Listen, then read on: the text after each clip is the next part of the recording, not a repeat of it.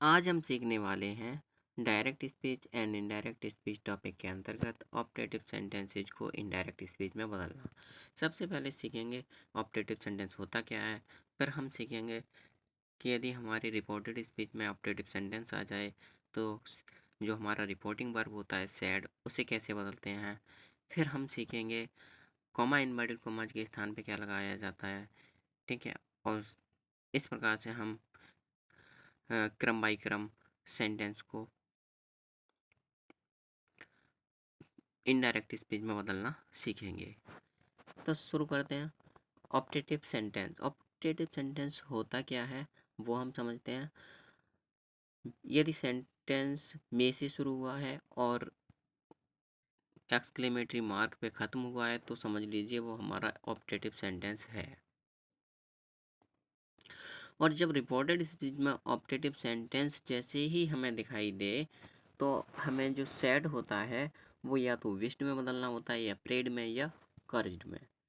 Wished कब लगाते हैं? जब इच्छा प्रकट की गई है, इच्छा का भाव है तो विश्ड का प्रयोग करते हैं। प्रार्थना का भाव है तो प्रेड का प्रयोग करते हैं। और यदि अभिशाप का भाव है तो कर्ज्ड का प्रयोग करेंगे। ओके। दूसरा काम क्या करते हैं, जो लिसनर होता है उसे समाप्त कर देते हैं। जो लिसनर होता है, सेट के बाद टू आता है, टू के बाद जो लिसनर होता है, ऑब्जेक्ट होता है, उसे समाप्त कर देते हैं। तीसरा काम क्या करते हैं, कॉमा और इनवर्टेड कॉमाज के स्थान पे दैट का प्रयोग करते हैं। और सबसे अंत में हम क्या करते हैं, लास्ट मे को माइट में बदलकर कर्ता के बाद लिखते हैं। ठीक है। और एक काम और करते हैं, जो एक्सक्लेमेटरी मार्क आया है उसके स्थान पे फुल स्टॉप लगाया जाता है। ओके। तो एग्जाम्पल से समझते हैं। हमारा फर्स्ट एग्जाम्पल है, the hermit said to me, comma और इनवर्टेड कॉमा बिगिन है यहाँ पे, may you live long exclamatory mark inverted comma close. Sentence हमारा मे से शुरू हुआ है, एक्सक्लेमेटरी मार्क पे ख़त्म हुआ है, तो ये हमारा सेंटेंस ऑप्टेटिव सेंटेंस है। ठीक है। मे से इंटेरोगेटिव सेंटेंस भी शुरू होता है मगर उसमें क्या, सेंटेंस के अंत में इंटेरोगेटिव मार्क आता है। ठीक है। तो मे सेंटेंस के शुरू में दिखाई दे जाए और एक्सक्लेमेटरी मार्क सेंटेंस के अंत में दिखाई दे जाए तो आप तुरंत समझ जाइए कि हमारा ऑप्टेटिव सेंटेंस है। अब करते क्या है, पहला काम सैड को विस्ट, प्रेड या कर्ज में। विस्ट इच्छा क्या होती है, यदि हम किसी की भलाई की कामना करते हैं कि इसके साथ अच्छा हो जाए तो वो विस्ट होती है, इच्छा होती है। प्रेड, प्रेड यदि सेंटेंस में हमारे में कहीं पर भी गॉड शब्द आया है, प्रार्थना गॉड से की जाती है, भगवान से की जाती है, तो गॉड शब्द दिखाई दे जाए तो समझ लो प्रेड है।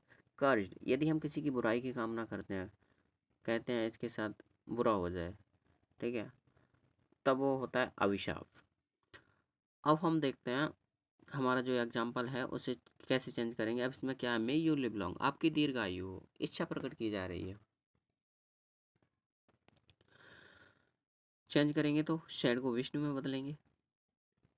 The her the hermit, sad को विष्णु में बदल दिया। और क्या लिखा है, लिसनर समाप्त कर देते हैं तो लिसनर आया है मी, मी समाप्त कर देंगे तो टू भी हट जाएगा। ठीक है। क्या रहेगा केवल द हरमिट विस्ट और कॉमा इन्वर्टेड कॉमाज के स्थान पे दैट आ गया। अब क्या करते हैं, मे को माइट में बदल के हमें सब्जेक्ट के बाद लिखना है। उससे पहले हमें क्या लाना है, तो सब्जेक्ट क्या है, यू। यू को लिसनर के अनुसार बदला जाता है, सेकंड पर्सन का प्रोनाउन होता है यू। और सेकंड पर्सन लिसनर को कहते हैं, तो लिसनर के स्थान पे मी आया है तो मी का सब्जेक्ट यहाँ पे लग जाएगा आई। मे को माइट में बदल देंगे, live long, the hermit wished that I might live long. Second example देखते हैं, the beggar said to him, comma inverted comma begin है यहाँ पर, may God bless you exclamatory mark inverted comma close.